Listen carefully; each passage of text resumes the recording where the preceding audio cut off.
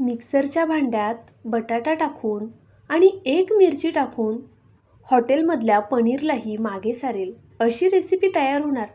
म्हणजे नेमकं बनणार तरी काय? हा बटाटा असा मिक्सरला फिरवला काही प्रोसेस करून पनीर तयार होतं का? की नक्की काय होतंय हे तुम्हालाही सुद्धा पाहायचं आहे ना? उत्सुकता लागली आहे ना? जास्त वेळ न घालवता चला लगेच रेसिपीला सुरुवात करूया. हाय हॅलो नमस्ते, मी पूजा. मी आणि बरंच काही या यूट्यूब चॅनलवर तुम्हा सगळ्यांचं अगदी मनापासून स्वागत करते. आता या रेसिपीसाठी ना महत्त्वाचे जिन्नस जे आहेत ते पाहूया. पहा, सगळ्यात महत्त्वाचा जिन्नस बटाटा. बरं, ही रेसिपी मी 3 जणांसाठी करते, तर एवढ्या क्वांटिटीत बटाटा मी घेतलेला आहे.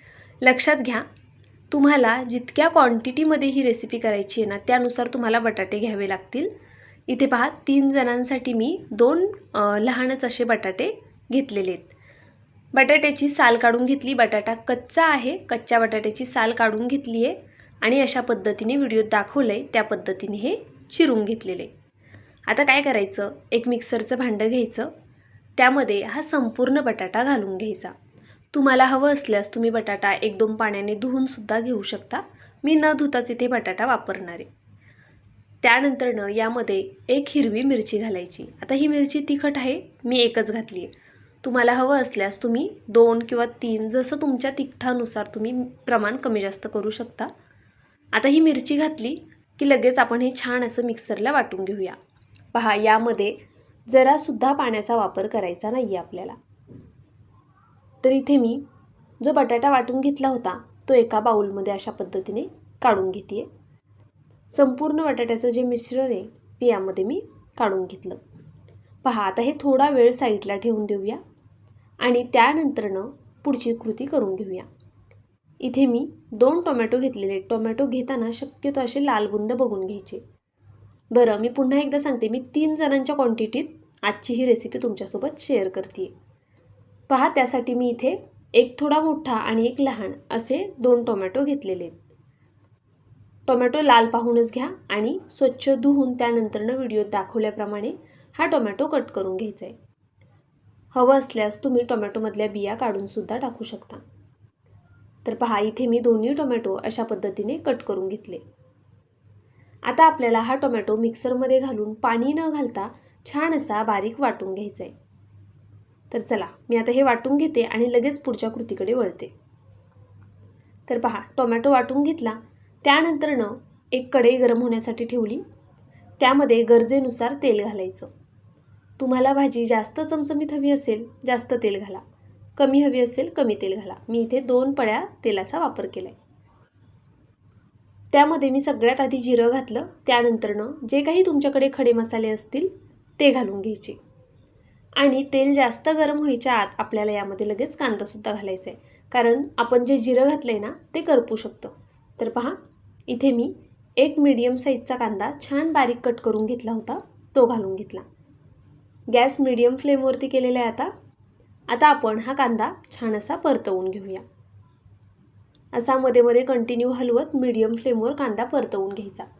आपल्याला कांदा छान असा मऊसूत परतून घ्यायचा आहे, म्हणजे तो छान मऊ झाला पाहिजे, ट्रान्सपरंट झाला पाहिजे.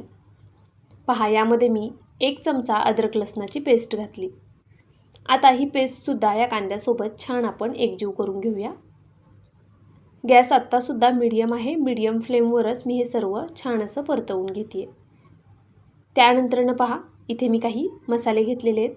लाल तिखट, बेडगी मिरची पावडर, धना पावडर, त्याचबरोबर तुमच्याकडे जो काही पनीरचा मसाला असेल ना तो तुम्ही वापरू शकता. किचन किंग वापरा किंवा मग पनीर मसाला वापरा आणि थोडीशी हळद. आता आपण हे सर्व मसाले छान एकसारखे परतवून घेऊया. अशा पद्धतीने पहा, हे मसाले मी छान तेल सुटेपर्यंत परतवून घेतले.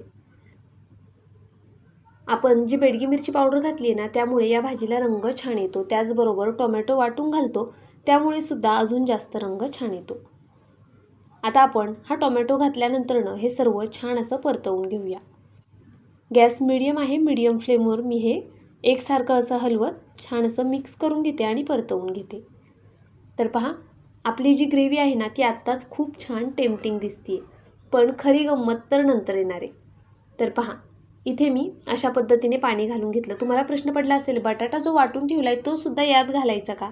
पुढे समजेलच, त्यामुळे व्हिडिओ शेवटपर्यंत नक्कीच पहा. यामध्ये ना आवर्जून 1-2 चमचे पाणी घाला. गॅस आता आपल्याला एकदम बारीक करायचा आहे. बारीक गॅसवर ही ग्रेव्ही शिजवून घ्यायची आहे. म्हणजे टोमॅटोचा जो उग्र वास आहे ना तो निघून जातो. तोपर्यंत आपण पुढची कृती करून घेऊया.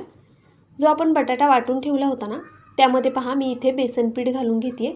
आता बेसन पीठ तुम्ही तुमच्या बटाटा समजा जर जास्त घेतला असेल तर तुम्हाला जास्त बेसन पीठ लागू शकतं. कमी असेल किंवा लहान मोठा असेल, बेसन पीठ जे आहे ते प्रत्येकाला सारखं नाही लागणार. त्यामुळे इथे मी त्याचं प्रमाण नाही सांगत आहे. पण पहा मी अशा पद्धतीने बेसन पीठ घालून घेते आणि हे सर्व छान असं एकजीव करून घेते.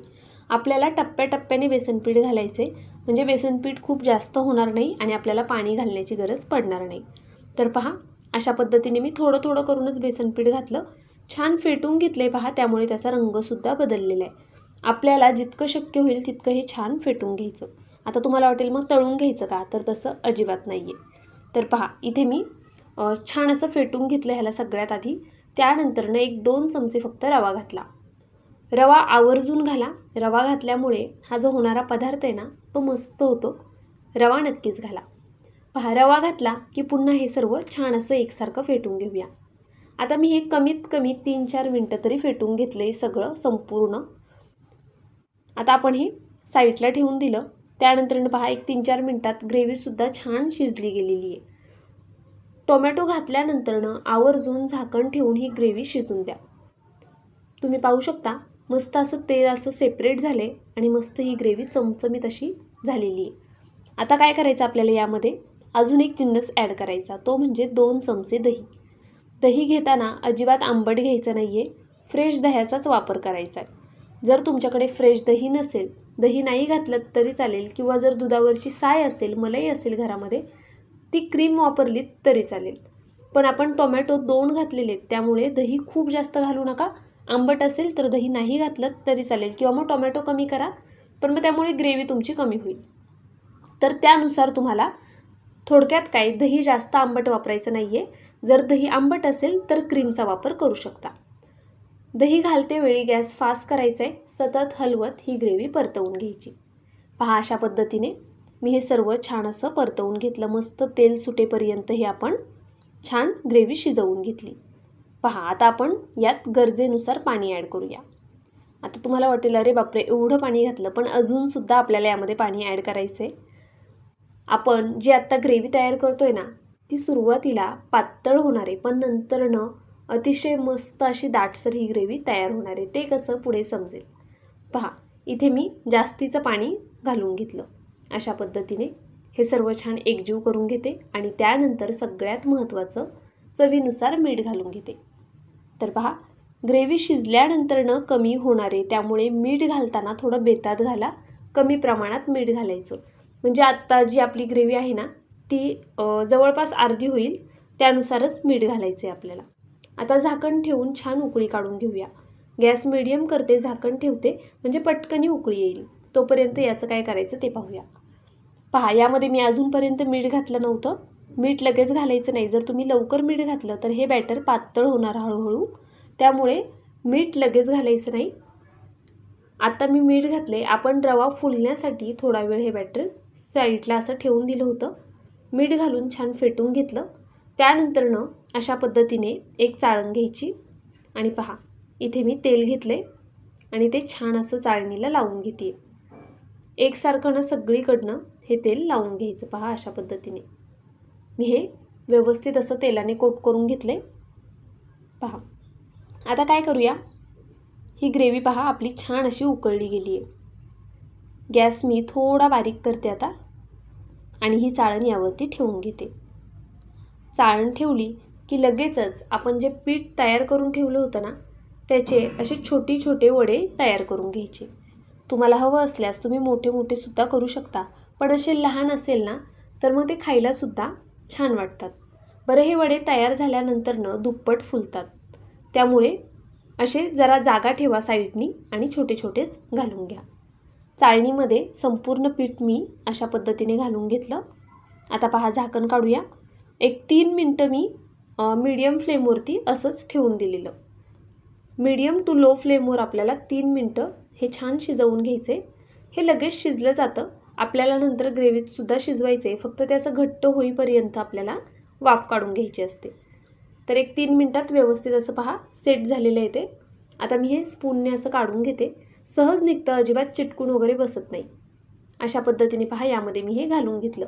कोणाचाही विश्वास बसणार नाही की ही बटाट्याची भाजी आहे. तुमचा तरी बसेल का जर मी आत्ता म्हटलं? तुम्ही सगळी प्रोसेस पाहिली आहे तरी पहा ही भाजी पाहिल्यावरती कोणीच म्हणणार नाही की अरे ही बटाट्याची भाजी आहे. एवढी छान होते, खायलासुद्धा खूप मस्त लागते. पहा आपण ज्यावेळेस हे वडे यामध्ये घालतो ना, त्यानंतरनं कमीत कमी 3-4 मिनटं ही ग्रेव्ही अगदी बारीक गॅसवरती छान होऊन द्यायची. म्हणजे आपण जे वडे घातलेत त्याच्या आतपर्यंत मसाला व्यवस्थित मुरला जातो.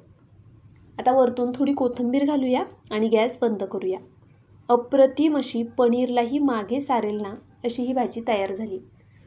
त्यातनं तुम्हाला जर आवडत असेल तर तुम्ही एक्स्ट्राचे काजू किंवा मग मगजबी वगैरे सुद्धा घालू शकता वाटते वेळी वाटणामध्ये. आता आपण ही भाजी एका बाउलमध्ये काढून घेऊया. यापूर्वी अशा पद्धतीने भाजी तुम्ही कधीच केली नसेल. एकदम नवीन रेसिपी आहे, त्यामुळे नक्की आजच अशी करून पहा. केल्यानंतरनं तुम्हाला आवडणारच आहे. आणि जर तुम्ही सोमवारला कांदा वगैरे खात नसाल, कांदा लसूण, तर यामध्ये आपण जो परतताना कांदा घातला आहे ना तो घालू नका. अद्रक लसणाच्या पेस्टऐवजी फक्त अद्रकची पेस्ट घाला आणि सेम ही भाजी करून पहा. तुम्हा सगळ्यांना नक्कीच आवडेल. पहा सोमवारी काहीतरी वेगळं वेगळं करायचं असतं. नेहमीच पनीर वगैरे किती करणार, त्यामुळे नक्की एकदा ट्राय करा. मस्त अशी चमचमीत आपली ही भाजी तयार झाली. तुम्हाला हवं असल्यास तुम्ही तेलाचं प्रमाण कमी ठेवू शकता बरं का. बरं चला, माझा व्हिडिओ तुम्ही संपूर्ण पाहिला त्याबद्दल खरंच खूप मनापासून धन्यवाद. व्हिडिओला अजूनही लाईक केलं नसेल तर प्लीज एक लाईक करा. नवीन असाल तर सबस्क्राईब करून घ्या. व्हिडिओ कुठून पाहताय ते सुद्धा मला कमेंट करून कळवा. आणि मित्रमैत्रिणींमध्ये हा व्हिडिओ शेअर करायला मात्र विसरू नका. उद्या भेटूया पुन्हा एका अशा छानशा रेसिपीसोबत. तोपर्यंत bye. Thank you so much for watching.